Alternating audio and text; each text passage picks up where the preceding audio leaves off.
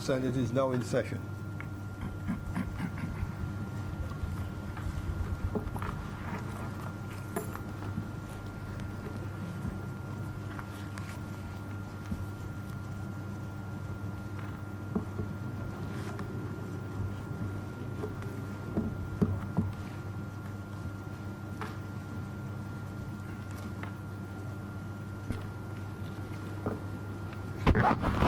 Messages from Her Excellency the Governor General.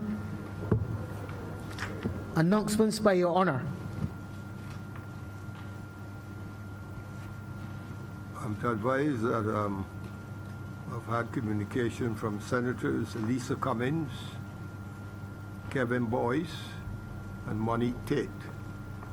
And they unfortunately will not be able to be with us today.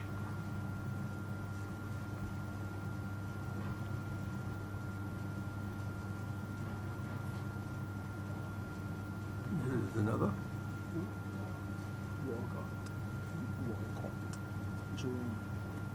Yes, thank you. And I've been recently advised that Senator Jerome Walcott is in all likelihood wouldn't be with us today as well.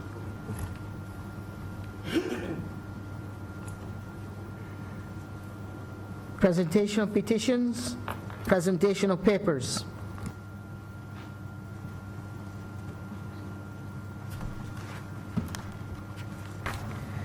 Mr. President, I am commanded to lay the following documents. The annual reports of the Judicial Council for the years 2016, 2017, and 2018. The annual report and audited financial statements of the Caves of Barbados Limited for the financial years ended March 31st, 2013, 2014, 2015, and 2016. The annual report of the Barbados Prison Service for the year 2018, the audited financial statements of the Board of Management of St. James Secondary School for the financial years ended March 31st, 2009 to March 31st, 2011.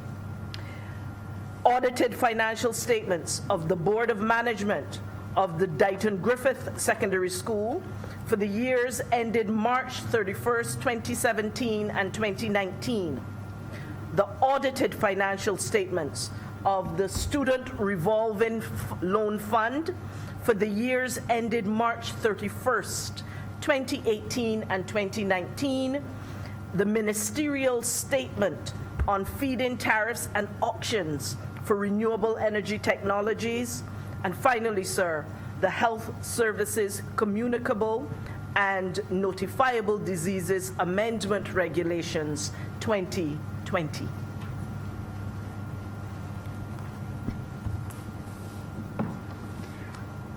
Reports from select committees. Questions to ministers. Request for leave to move the adjournment of the Senate on matters of urgent public importance. Statements by ministers or parliamentary secretaries. Personal explanations. Motions relating to business or sitting of the Senate are moved by a minister. Mr. President, I beg to move the suspension of Standing Order 45-2 for the remainder of this sitting so that we may complete the Caribbean Community Movement of Skilled Nationals Amendment Bill 2020 in all its stages. The question is that Standing Order 45-2 be suspended for the balance of today's sitting. All honorable members in favor, please say aye.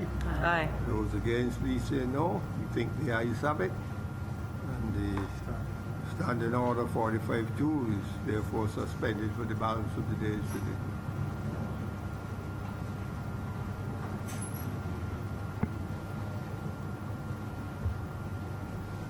Introduction of bills.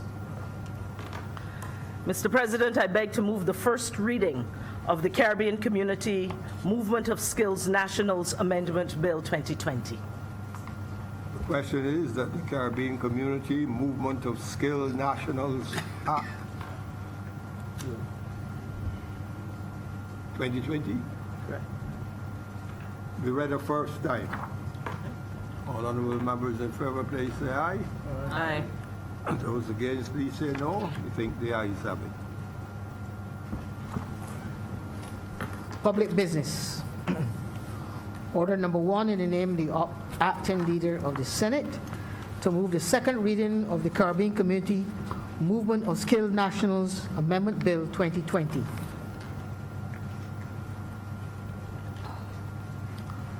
Mr. C. Mr. President, as I stand to introduce the bill before this honorable House, for those who celebrate Valentine's Day, I wish you all a very happy Valentine's Day, and I trust this will be a day of love, sir, here in this honorable Senate. She's assuming other work. Mr. President, it was in July 2001 that the Caribbean community established what is called the CARICOM Single Market and Economy. And we did so, sir, by signing what is called the Revised Treaty of Chaguaramas. And it is that revised treaty to which I will refer throughout this presentation. The SME, which while established in 2001, it was not formally launched, sir, until a few years later, in 2006. And since that formal launch, the Conference of Heads of Government, which is that supreme decision-making organization of the Caribbean community, as well as other organs of the community, they have taken many decisions to deepen the integration process in the region, how we collaborate, how we work together, how we harmonize our policies and our systems so we can function as one market, ideally, of course, and nothing is ever ideal, but in step with each other. When such decisions are made, though, Mr. President, the decisions made by either the Conference of Heads of Governments or other organs of the Caribbean community, they may not only necessitate amendments to the revised treaty to which I spoke and to other related instruments. These decisions also require, sir, that governments such as Barbados and other member states also make amendments to the laws in our own countries to give effect to the community's decisions. So why this bill, sir? Because this bill now before the Honorable House, the Caribbean Community Movement of Skilled Nationals Amendment Bill, it allows Barbados to make changes to our domestic law to carry out the decisions of the community as it relates to the movement of skilled persons. And the intention is that such skilled persons or skilled nationals would be able to move free of hassle and impediment throughout the Caribbean region, or at least through those countries that participate in the movement of skills regime. And I say that, sir, because the movement of skills regime within the Caribbean community and within the CSME is only one of 5 such regimes. The others are the provision of services, the trade in goods, the rights of establishment, and the movement of capital. And so the movement of skills is just one of the 5 regimes that are part of the Caribbean single market and economy. And sir, the authority for this comes also from Article 240 of the revised Treaty of Chaguaramas that reads, if I may quote, sir, the member states will undertake to act expeditiously to give effect to decisions of competent organs and bodies in their municipal law. Furthermore, Mr. President, the Caribbean Court of Justice, which is the highest court recognized by Barbados and the final authority on disputes relating to interpretation and the application of the revised treaty. That CCJ, the Caribbean Court of Justice, it states in paragraph 52 of its judgment, Shanique Myrie versus the State of Barbados, that, and I quote, sir, with your permission, it is the obligation of each state having consented to the creation of a community obligation to ensure that its domestic law, at least in its application, reflects and supports community law. I started here, Mr. President, to share why the government of Barbados, as a signatory to the revised Treaty of Chaguaramas, is not just obligated, but we are also, sir, keen to fulfill our regional commitments as a good regional partner. So what does the bill propose? The bill proposes to amend the categories of persons who are eligible to be recognized as skilled community nationals. That's the first thing, to amend the categories. Secondly, to amend the provisions relating to the indefinite stay of skilled community nationals and their dependents. And thirdly, other related matters, because we know as we deal with the categories and we deal with the other issues related to their stay, there will be other issues that have to be, other matters that would need to be amended.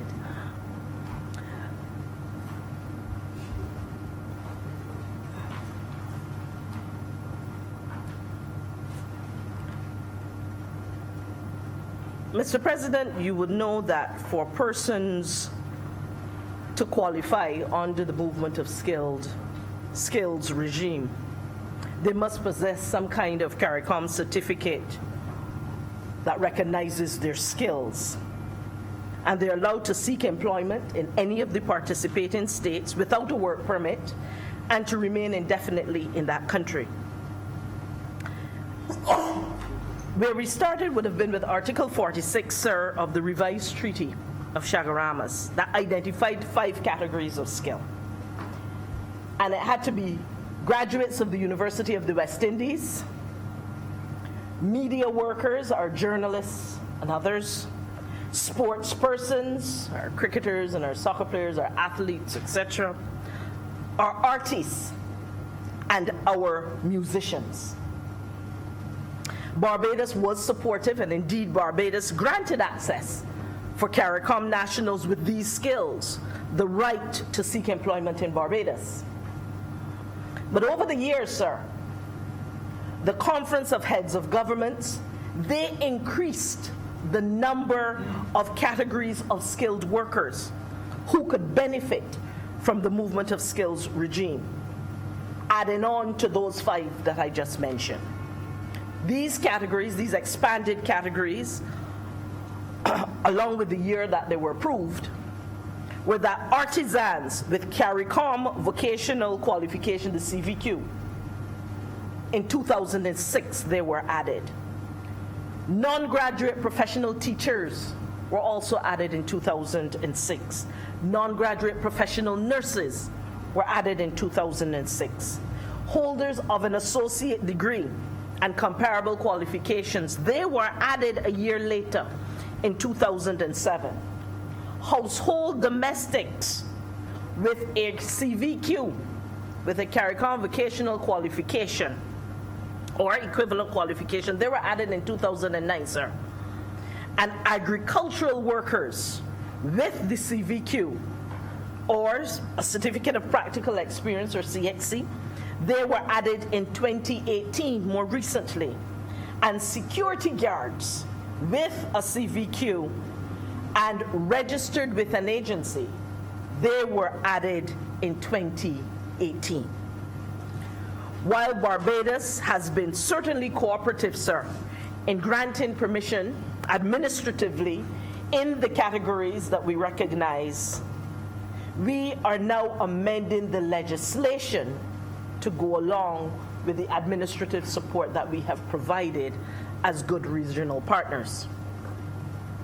We imagine, Mr. President, that the Caribbean community will even consider other categories in the years to come and add to that list, likely. Those categories that are of strategic importance and that allows us to be stronger together because of the movement of our people across the market. The skills regime, sir, was set up as a phased approach to what would ultimately be the free movement of all people across the region. And anticipating this, sir, paragraph 4 of Article 46 of the revised treaty, it says, and with your permission, I quote, "The conference shall keep the provisions of this article under review in order to A, enlarge as appropriate the classes of persons entitled to move and work freely in the community, and B, to monitor and secure compliance therewith." So for those who are wondering, so how does this CARICOM Skilled Nationals regime work? There is an accreditation council that is whose responsibility it is to check the credentials to make sure that the skilled nationals do in fact have the credentials that I would have mentioned earlier. And the skilled nationals, they have the right to apply for a skills certificate either in their home country or in another member country. Once they come to Barbados or the other participating countries in this regime, they have the right to a definite entry. In other words, they're given 6 months out front. And they have the right to seek employment, sir, once the certificate is being recognized, whatever certificate they're producing as a skilled national is being recognized or verified. CARICOM nationals who are entering Barbados with a certificate issued by another member state, they are allowed to work immediately pending verification of those qualifications. Mr. President, I perhaps could go on, but I believe that this fairly describes what it is that this proposed amendment seeks to do in the letter. Mr. President, the CSME has been on a path to continuous improvement. We know that along the way, sir, we have stepped, we have stalled, and we have stumbled in the implementation of the CSME. But we've kept going. Barbados has led, and we continue to lead, in our Prime Minister, the Honorable Mia Moore Motley, who now takes over as chair of CARICOM. And I would trust that this Honorable House would wish to ensure that Barbados continues to lead as we consider this particular amendment and seek to have it passed. It is with these few words that I beg to move that this bill be read a second time.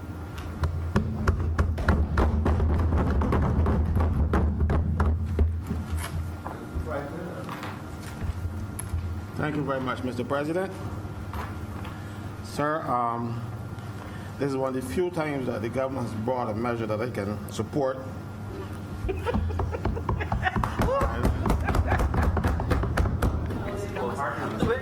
That's right, you got it here. But I still have to make a few comments because I have no difficulty, sir, with the policy that informs this bill.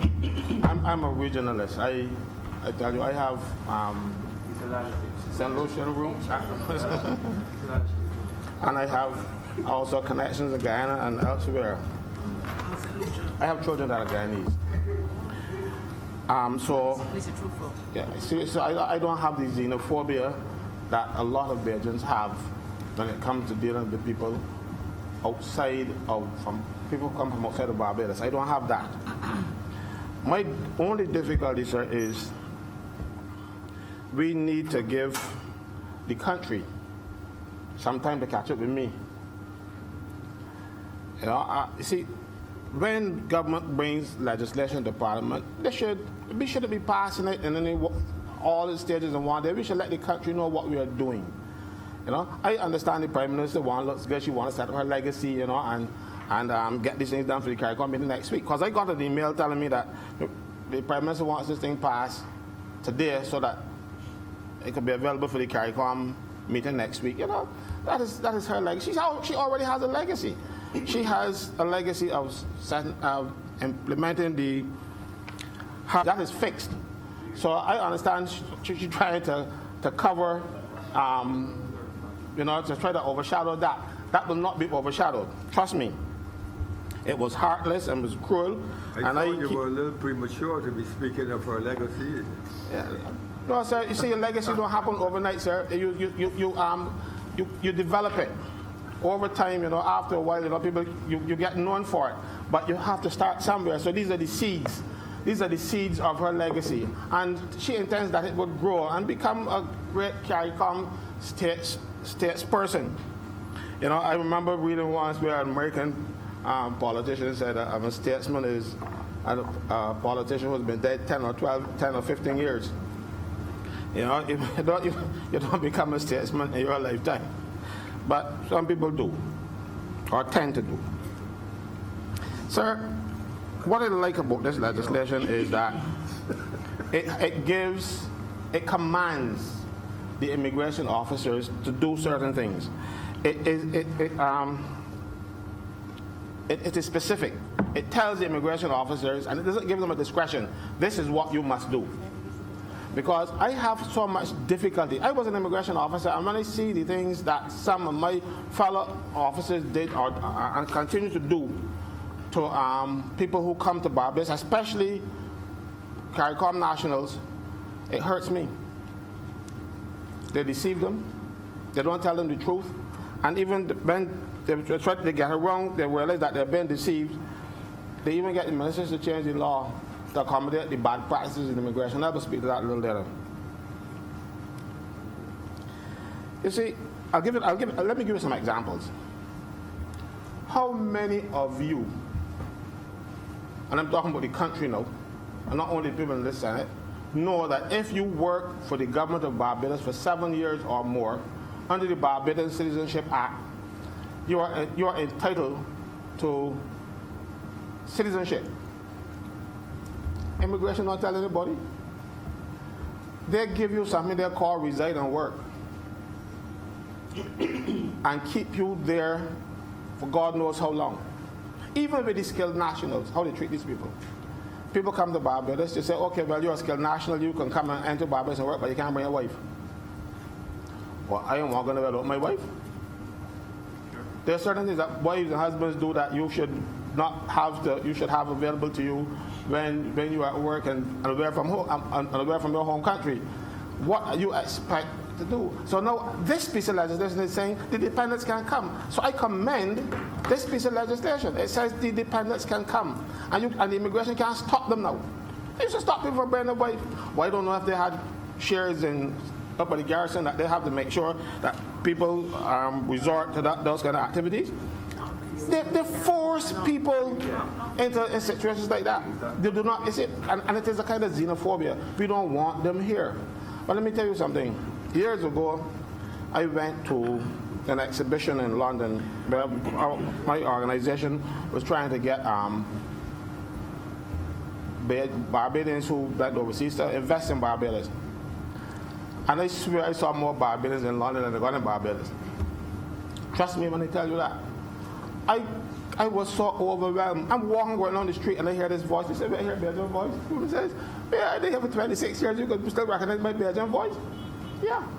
We got Belgians all over the place. But Belgians don't seem to want anybody else to come here. At least certain sections. Because let me tell you something. People at the lower level would have integrated long ago, but for politicians and a lot of other xenophobic people. We have a situation where people mix naturally. They come to Barbados and they're embraced by the average man in the street. But it is official, it is rules and all kinds of impositions that immigration and other laws put in people on them that stop people from really mixing and becoming a community with us. It is not what the people want. This is what the people want. The people want to be able to mix with their brothers and sisters from the other islands. It is since we've become independent, and everybody now has their own little island, and everybody wants to show that we are kings and queens in our places and stuff.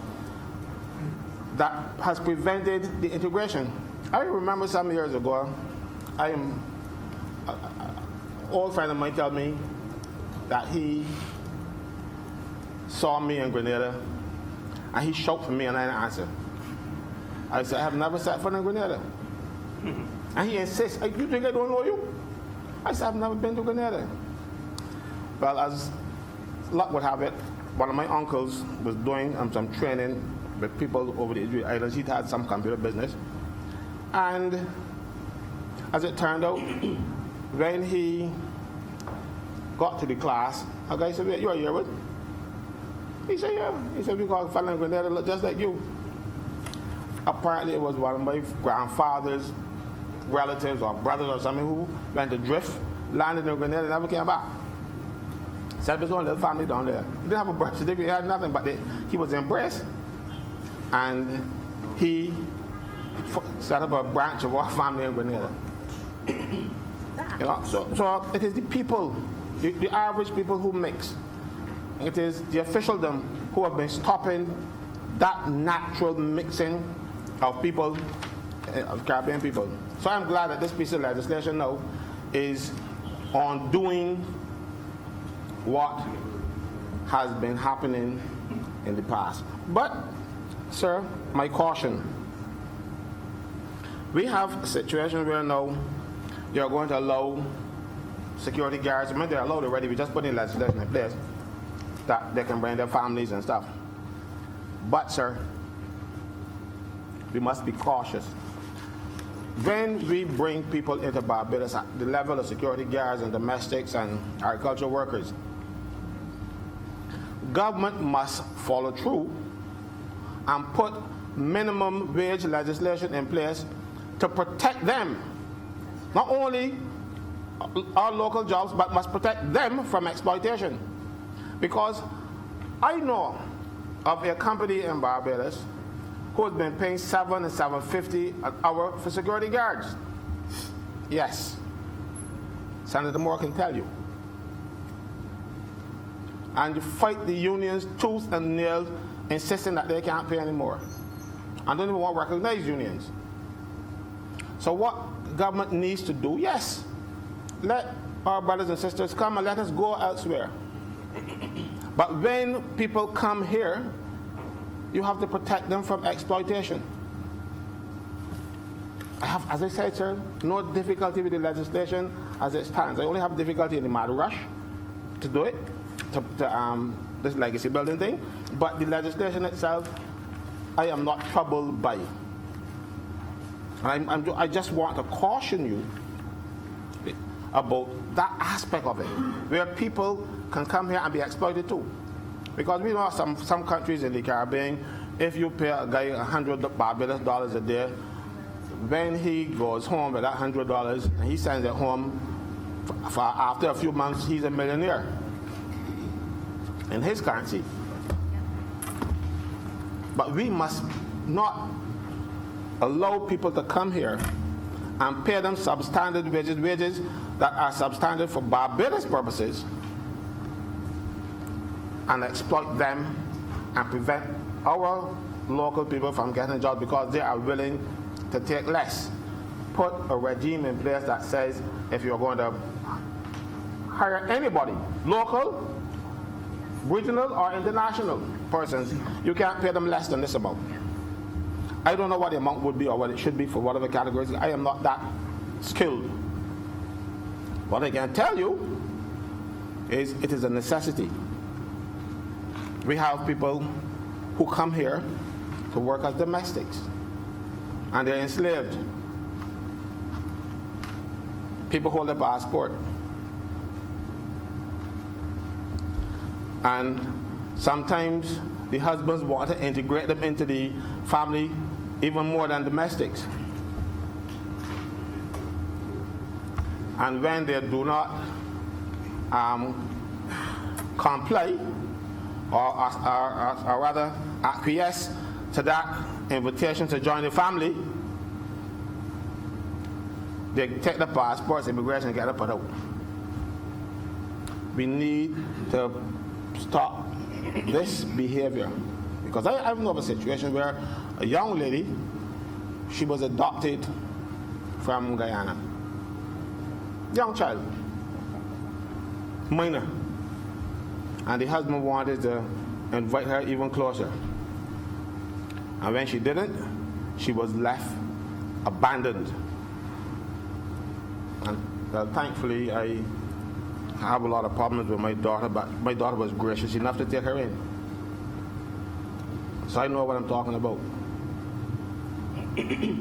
And that made me very proud of her, because all the trouble she gave me for all the years that she's on earth, she still had these good qualities where she would take in some person who needed it and was desperate, left her to the wind. So we have to protect people who come from overseas from these excesses. It is not a one-off situation that I'm talking about. These things happen.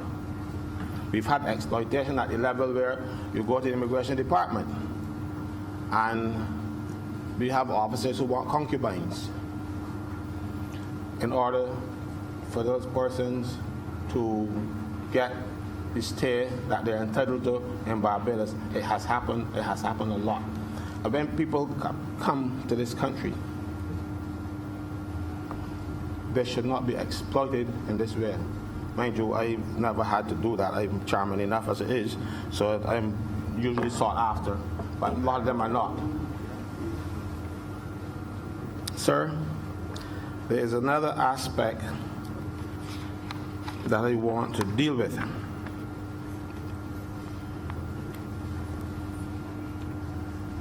To show you the exploitation that has been happening, or the abuse that's been happening to people from overseas. I remember, I never appeared before the Immigration Appeals Committee. I understand we now have a new, more enlightened chairman who has been doing some good work in that process, reversing, and the chairman is smiling, who's been doing some good work and reviewing some of the excesses that have been dumped on people of this country. Because I understand, where immigration officers come from, because people come to you and they lie. And after a while, you believe that everybody is telling you a lie. You get that kind of, you build up that kind of mentality. I think that's when you need to change up, go and do something else and come back, because you think that every person that is coming to you telling you a lie, so you doubt them first. And then, even when they produce this other documentation you need, you still reject them. And you find ways to interpret the law to stop them. Case in point, the 1979 student visa regulations. They have been amended in the last administration because the immigration couldn't trick people with those anymore. Those regulations were only required, and those student visas were only required for persons who come to Barbados, study, and go home and come back when the term starts again, and you will get your student visas. They were never ever intended for persons who live here. But as time went on, the Immigration Department would issue student visas to the children of persons who are immigrants or permanent residents. Persons who were those children were also entitled to become immigrants, but the Immigration Department would not issue that document, or would not send it to the minister for the minister to approve it. What they did, they gave them student visas and let them go to school. I know of one case, because I represented the young lady that I will talk about. She came to Barbados from Guyana when she was 2 weeks old. And when she wanted to go to school, mind you, the father was a citizen of Barbados by descent. His father was Barbadian. But citizenship does not, it's not like sin. It does not go on the third and fourth generations. It only goes to the next generation and stop. So he cannot give citizenship to his children that came from Guyana with him. So they were given student visas. And at age 18, having lived in Barbados for 18 years, the Immigration Department says, you are not in school anymore. You don't have any stay in Barbados because time on a student visa did not count toward any other status like citizenship or immigration. So basically, they were saying to that child, you have to start fresh, but we're not giving you, so you got to go back to Guyana. The girl don't know Guyana, but that abuse happened to countless people. They were entitled. I know it doesn't happen now because you're dealing with that. And I commend you too. When you do good things, I will say so. You know, I presented that case for that young lady before the committee. And I pointed out what the regulation said, that she was entitled to immigrant status all those years before. And the Immigration Department was so angry, they prevailed upon the minister to change the regulations to accommodate their bad practices. They do it all the time. Nurses at the QEH came from Guyana, worked 10 years, and then they want to move on, they want to do something else. So they tell them, no. But mind you, the Citizenship Act, Section 4, I think it is, says that if you have 7 years living or working for the government or a combination of both for 7 years, you can become a citizen. You wouldn't tell them anything. I remember one day, a lady came to see me, and when they pointed out to her, she couldn't believe me. She said, but just left immigration, nobody tell me so. I went, took up a copy of the act, showed it to her, and they filled out the forms for her. I signed up for the forms and filled them out.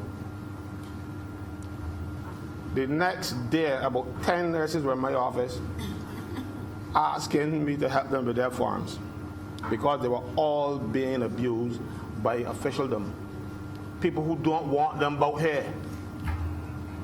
And I caution officers to tell them it is not their decision. They are functionaries. They must carry out government policy. And if the government says, whether you like it or not, that this is what we must do, this is what you do. If you don't like it, find another job. I don't care what anybody tells me. They might tell me, oh, you're trade unionists and you're telling people, I am a man with a conscience first. And I'm saying to you, if you have a difficulty carrying out the government policy and the law, then you are in the wrong job. Find something else to do. Emigrate, do whatever you want, but follow the law. The law is now saying that your wife and children can come, your dependents can come. And I don't know why they want to stop people. Barbados is a small society, and everybody knows everybody else. And then I go to St. Lucie and I hear, oh yeah, you got family all down here and stuff. So my cancer hunting was severely limited because of family connections all over the place. I had to have my family connections again and all kind of stuff. So it helps cross-fertilization. You're bringing new blood into Barbados. So I don't see why you want to stop them. Right? So, sir, as I said, this is one of the few pieces of legislation that the government has brought that I can support. All I want, sir, is that the government start rushing to do these things. And I want to speak on one thing too, because we bring people here and exploit them, but we're exploiting people even at the level of the Immigration Department. Last year, 15 data entry operators from the Immigration Department were sent home, September, October.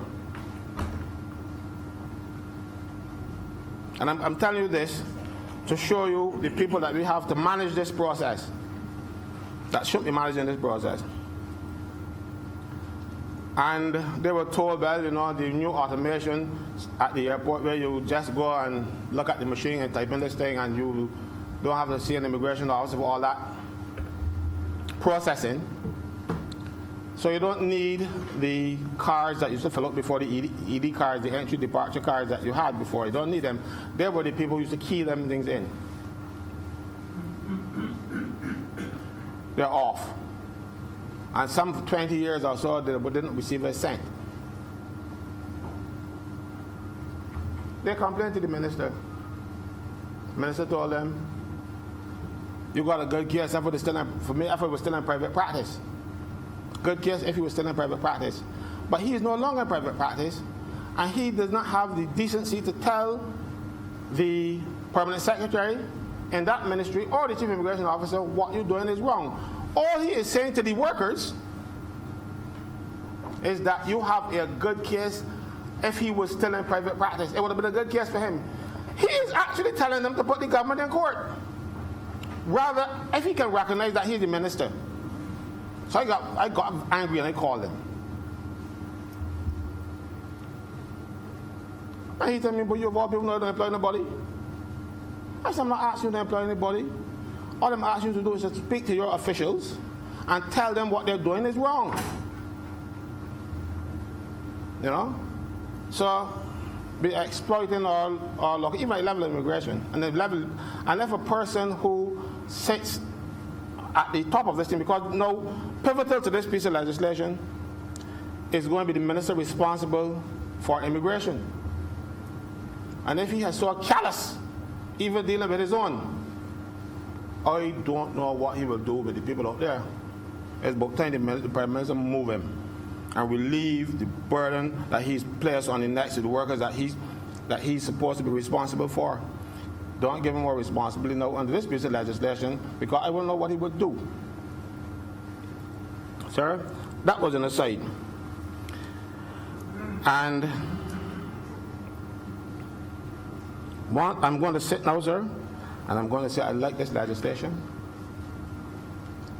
It is in keeping with who I am.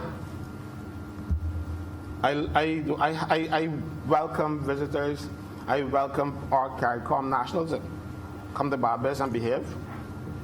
I embrace them. As a matter of fact, I embraced one this morning. She's my wife. All right? CARICOM national. She drew her first breaths in St. Lucia. You can't look at her and say that that's the case. You can't look at anybody and see that they come from anywhere else. Treat people well. Sir, with those few remarks, sir, I support this legislation, and I will urge, but I know the government side will support it, and I will urge the members of the independent senators to do likewise. Sir, I'm obliged to you.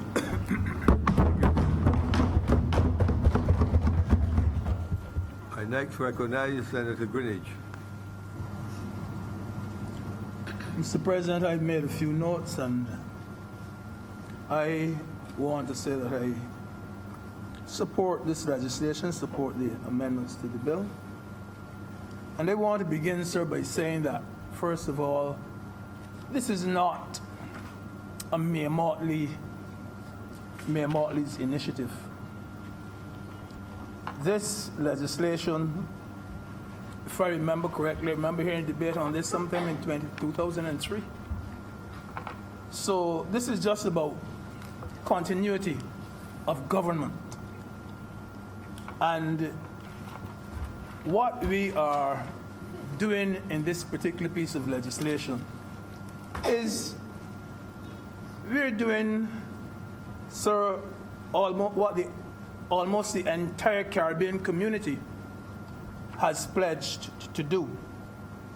We are not sticking our heads out, sticking our necks out.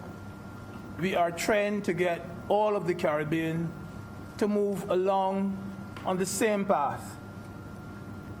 Yes, sir, we may be a little bit more advanced in our legislation than some of our neighbors, but we see what we are doing as Barbados' contribution to regionalism. I believe, sir, that one of these good days, we should be able to say that the entire Caribbean is our country. one country. As West Indian people, sir, we have to integrate. Put as simple as possible. What we're trying to do here, the initiative means that Barbadians can go to other Caribbean islands and work, and in return, Caribbean workers can come here and work as well. So the overarching point has to be made that Caribbean islands cannot achieve anything tangible by themselves, separately. It's not going to be possible in this world of ours. We are all involved, sir, in what can only be described as a common destiny. And we have to unite as Caribbean people or perish. And you know, sir, I was a teacher for years. And whenever I got to the Federation, that part of our history, regardless of which could be a A-level class or O-level class, I did that lesson one way. I went into that class and I had one stick, not 6, 8 inches, whatever. And I would always tell the smallest girl in the class, I'd try to pick with the small one and say, come and break this for me. And she would break it. And then I would have maybe about 8 or 10 together, tied. And I would tell you, try, you break this for me. Invariably, she couldn't break it. And it is it is there and then that I began to teach the lesson on federation. And it is there and then that we talked about the federation and where it broke up. That if we try to move through this world one by one by one, we're going to fail. But if we come together as a group, it is much more difficult for anyone to destroy us. And we can be successful. And as I said, I've always used that as the preliminary to my teaching, federation, Carifta, whatever you're going to be teaching in that area.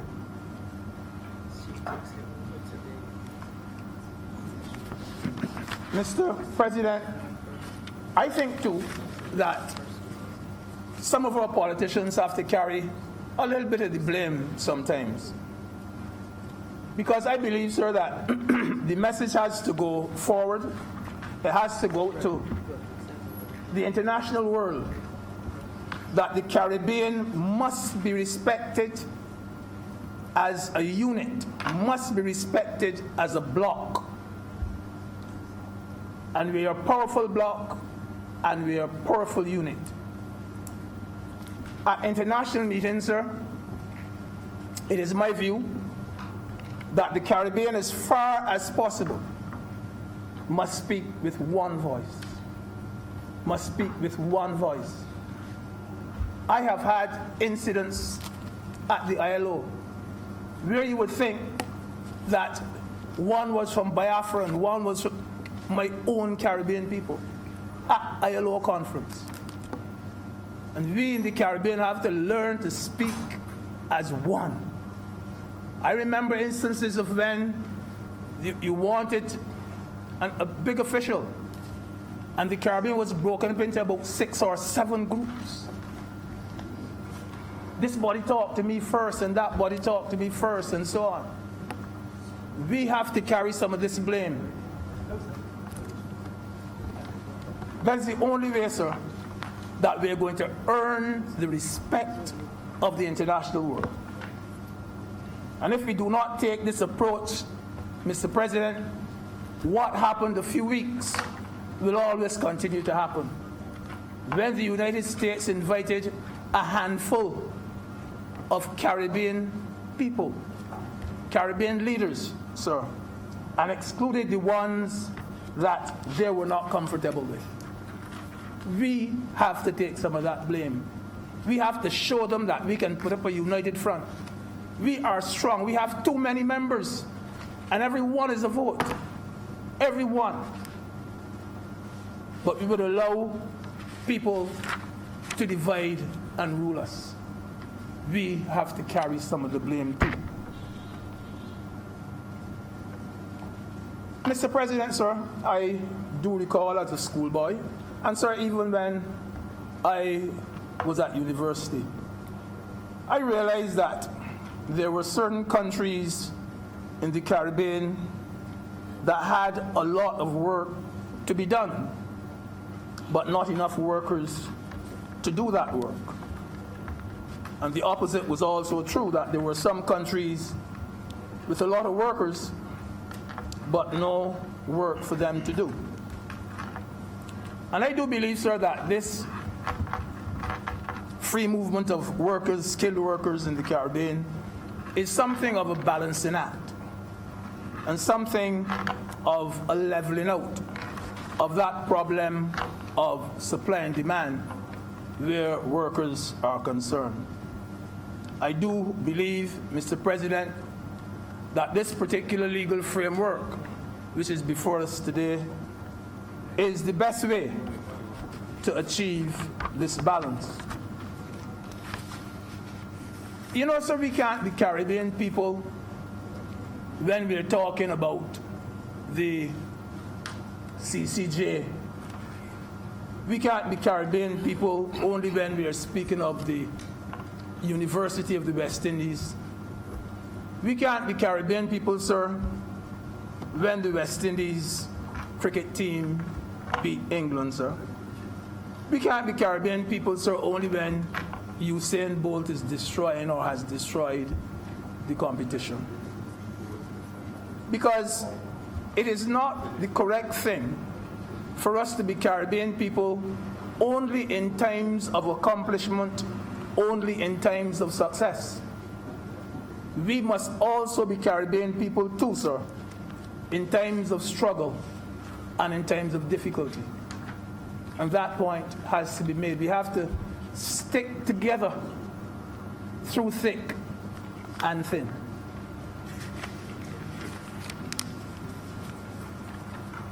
We cannot either, Mr. President, close our eyes to what Barbadians around us are saying. We cannot, sir. We may not always agree with what those close to us are saying, but we cannot dismiss their concerns either. This is like a double-edged sword. Some people will talk against this kind of legislation. Some people will, but we can't dismiss them. I believe that all of us in here are ad idem on this particular piece of legislation. But we cannot dismiss or literally diss. You don't even have to add the miss. The ones who are speaking against it.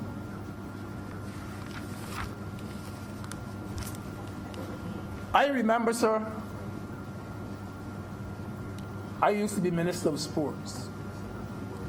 And on about 2 or 3 occasions, I'm sure about 2 occasions, the Carifta Games had to be hosted by one island. In this case, it was one this time and one the next time. And on each occasion, the island which was supposed to be the host nation said, we aren't organized, we aren't ready. Let somebody else do it. And I volunteered on 2 occasions. And you know that it did not go down well, because people said to me, every time that somebody drops it, why is it that Barbados has to be the one to pick it up? Why is it that every time Liat looks as though it is going to crash, not literally crash, you know what? That Barbados is the first one to put out its hand to bail out Leah. Yes, we want to be seen as a good example for Caribbean unity, but we have to draw the line somewhere. This is what people are saying, and you cannot dismiss what the people are saying. You have to listen to them. That someone else must take up the slack sometimes. It cannot be Barbados all the time. We cannot keep striving to be the nicest country in the Caribbean to our detriment, sir. And people are saying it, and yes, we have to pay some attention to it as well. The other thing I've heard them say, sir, is that when we bring these these Caribbean people into Barbados, that we have to make sure that the need is there for those people. We have to make sure that when people apply, there's need for what they are applying for. Some people may want to come to Barbados only because others are coming. And they're coming here, but they do not know where they are going or what they are coming to do. And sir, what would happen in a case like that is that they would end up almost like dead weight, waiting for something to do, which is something that we cannot entertain at all. And we are not to give them the belief that we are guaranteeing them, if they come here, work. And if listen to the people and listen to them. And these are some of the points I've heard people make.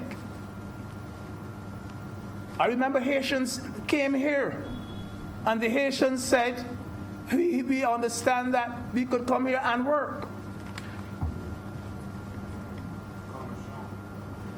That has nothing to do with commission.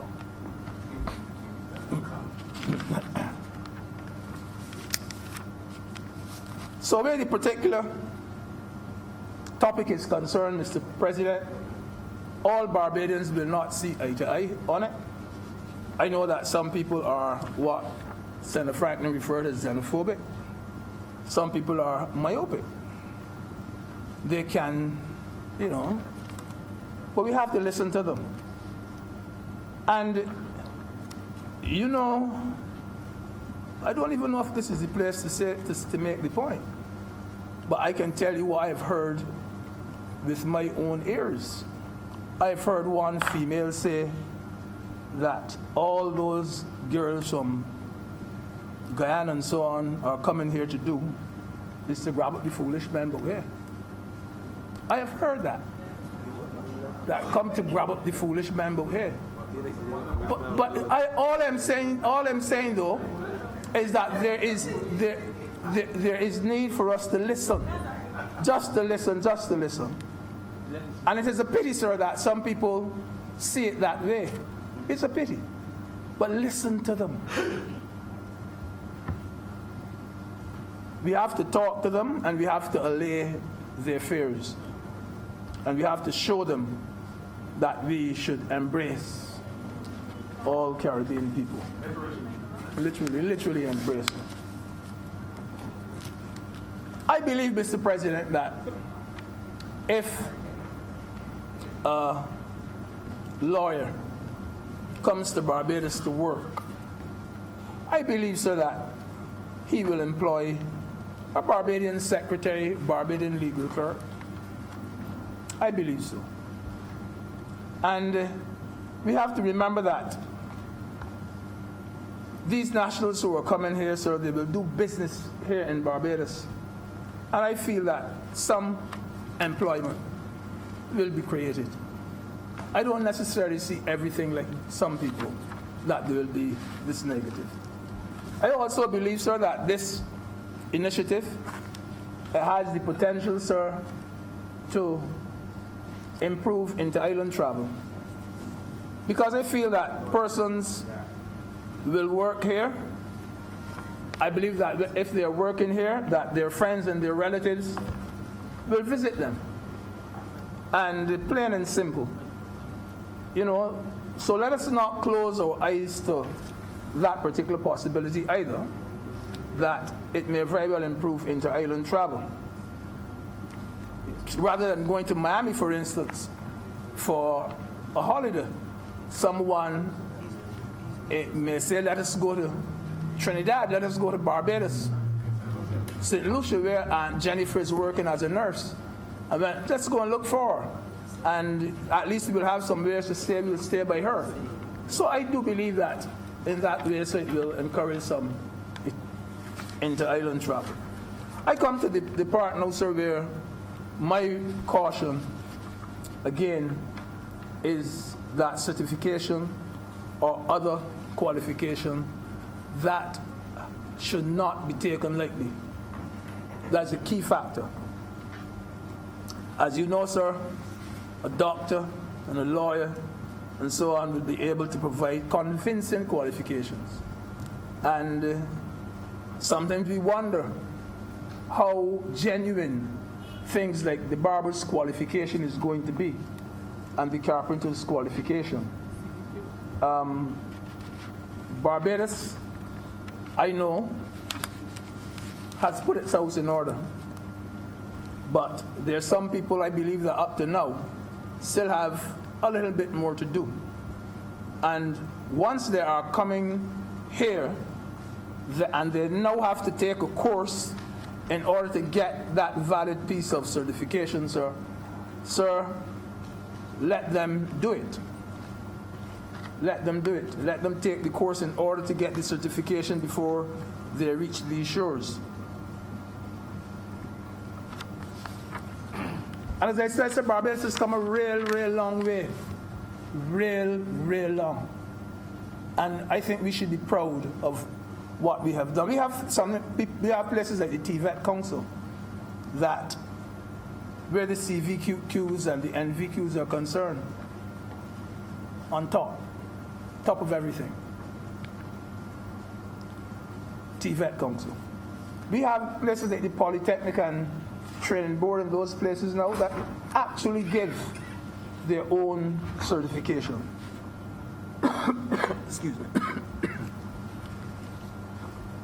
And many of the courses that are offered today, you can get certificates for. And it was not so before, where you could get, you can now get a qualification in hairdressing. You can get a qualification in dressmaking. You can get qualification in masonry, in tiling, in carpentry, in plumbing. And this was unheard of when I was at school. You think you could get... The fellow who used to do a bit of trade with an older fellow, that is how he qualified. I remember, sir, when my aunt wanted to do dressmaking, she had to go down by Miss Glenn to do her, and she became an excellent dressmaker. But nothing to show for it. Nothing to show that she was qualified. But nowadays, sir, you get it. You can get it.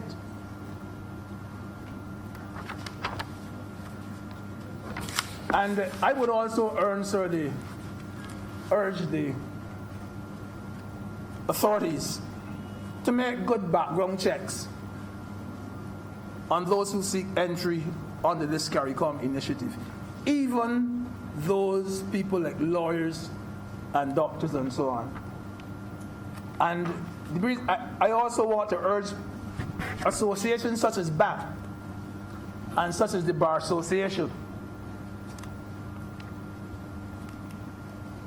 to be in constant contact with the similar association in the other countries, because there will always be people who want to move from one place to the next for reasons other than work too. And therefore, you have to be very, very careful with them.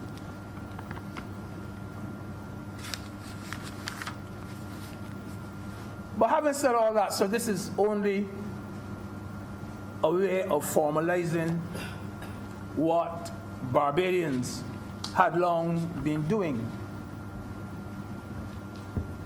And if it is one island in the Caribbean that should never have this go back where I come from attitude, one island in the Caribbean that should never have this, if so welcome, wait for a call, it is Barbados. It is Barbados. The movement of Barbadian professionals through the Caribbean has been going on, sir, for many, many years. We had gone through the Caribbean, sir, as teachers, as policemen, as public servants for decades. We went to Bahamas in droves to teach. We went to Bermuda, Grenada, Trinidad and Tobago, Guyana, Turks and Caicos. I went there, Cayman Islands, I went there. We went to all those, and for years, sir, Barbadians have been doing it. And all that is happening now is that the types of trades, the types of skills, and the types of other forms of other gainful employment, we're now expanding those skills. And the movement, sir, is now being better organized and better regulated. But as Senator Franklin said earlier, sir, that some Barbadians fell in love in the territories and with the territories. And there's a distinction there. They fell in love in the territories and with the territories. And sir, we may talk till the cows come home. I know people who, when you mention places like Turks and Caicos and Cayman, may say, man, there's remote places and things. Let me warn you now. And Senator Brock would bear me out on this. You see Turks and Caicos and Cayman Islands, Barbados they are just as advanced, or something even more advanced than Barbados. And I'm serious. I live in both of them, and I could tell you. And Senator Grant visited there, he could tell you. So, I can also, the point that I want to make was this, that I know people in both Cayman and the Turks and Caicos Islands who will never set foot back in Barbados again. Some of my best friends will never live here again. Never. And they've said that. I will never come back to Barbados to live. I love this place. I love this place. You ain't see them again.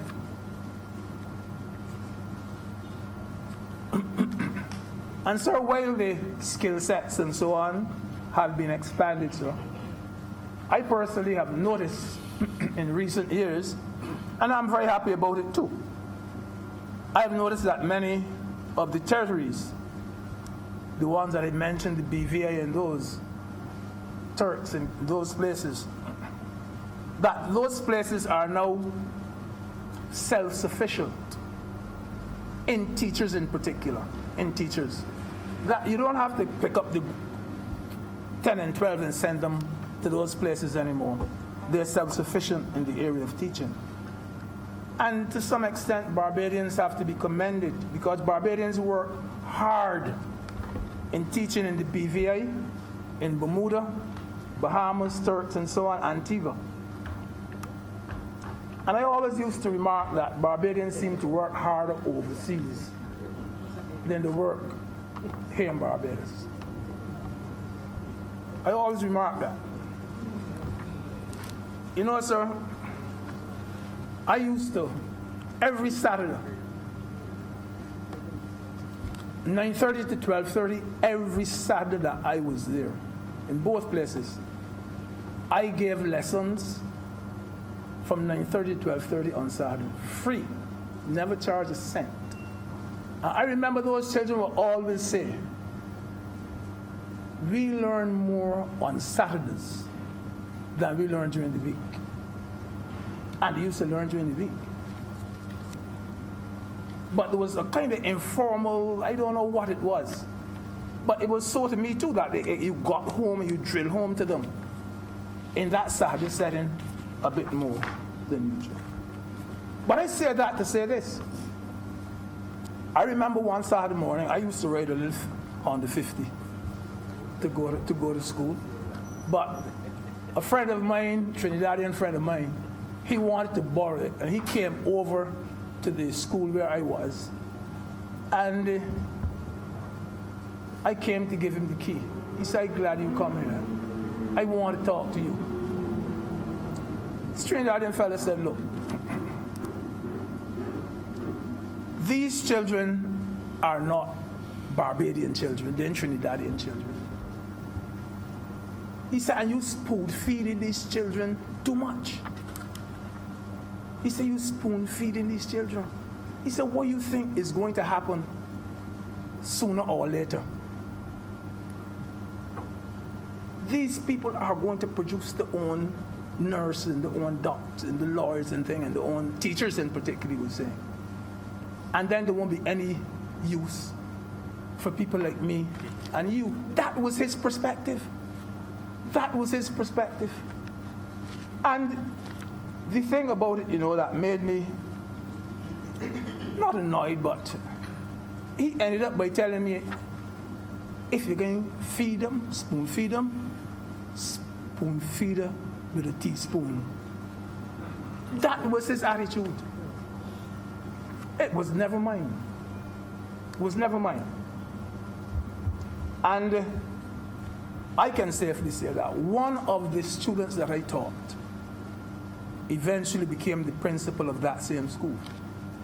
They always had to bring in principals and bring in teachers, but they're self-sufficient now.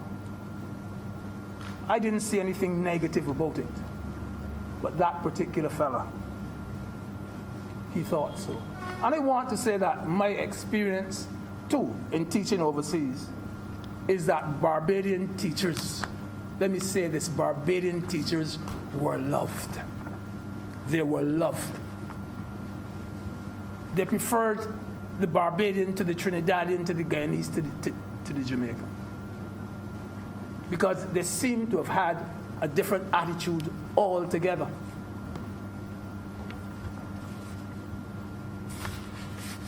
Like Senator Franklin, I also support the initiative of the contingent rates. I support that, where those who work over there were allowed to have their wives, their husbands, and so on with them. And I can safely say that when I taught in both places, that was also allowed. And it was not only allowed because they were a step ahead. The spouses were allowed to work as well. Huh? No, I didn't have one. I didn't have a spouse. Sorry to say, but I didn't have a spouse. But I didn't want to call the names like Skinner and Spooner. And those, Spooner from up with you. Yeah. But yes, and I agree with that. I agree with that. Because whether you are working as a fellow who goes to Canada picking fruit, or whether you're working as a missionary, whatever you're doing, yes, I agree that you would prefer if your spouse would have been there by your side. I was part of the cabinet, sir, in 1994, and then in the late 90s and 2000s, I remember the time when Barbados was awash with Guyanese workers. And in that time, we grew more food than the Guyanese played a major role in it. Barbadian shopkeepers and so on did extremely well when they were here. Business expanded. The economy did better.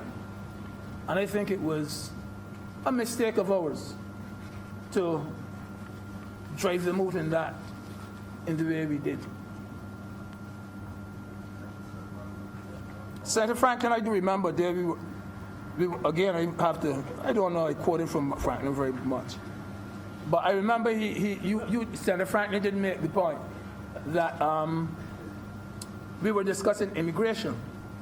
And I think he made the point that Guyanese and St. Lucians and so on who live and work and pay taxes in Barbados should be allowed to access our health care from the Queen Elizabeth Hospital without having to pay through their nose and so on for it. And I think that this goes some way into remedying that particular situation.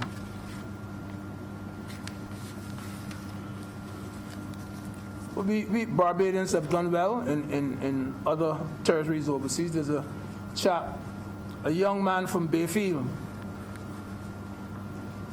and he went to Trinidad and Tobago and he taught them boat building 20 years ago. And he opened a flying fish processing plant there. And he was very, very well treated. Became very, very successful. Fella from the most humble beginnings. Boy, fella still there. And every year now, the same thing seems to be happening. That a lot of the young doctors, in fact, sometimes the QH is so full that some of our young doctors have to go overseas to complete their internship and to look for work. I know, sir, of 3 who are in Tobago. They're Barbadian businesses operating in parts of the Caribbean.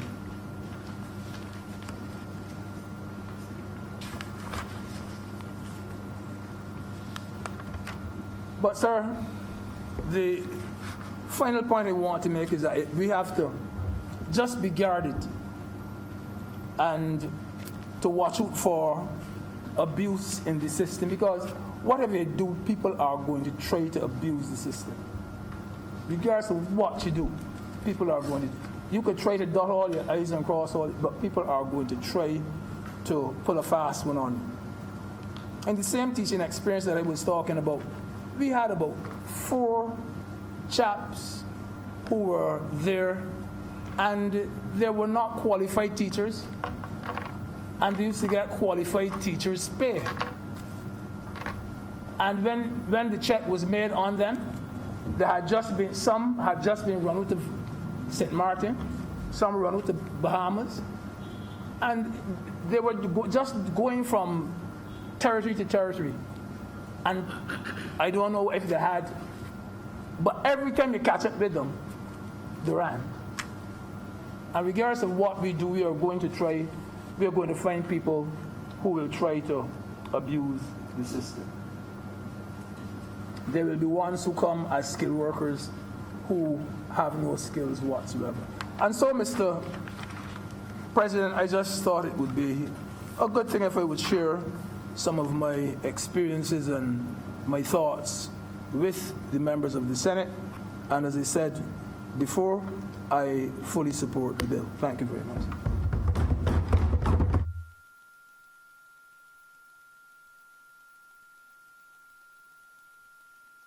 President, I beg to move the suspension of the sitting until 1:40 to facilitate lunch.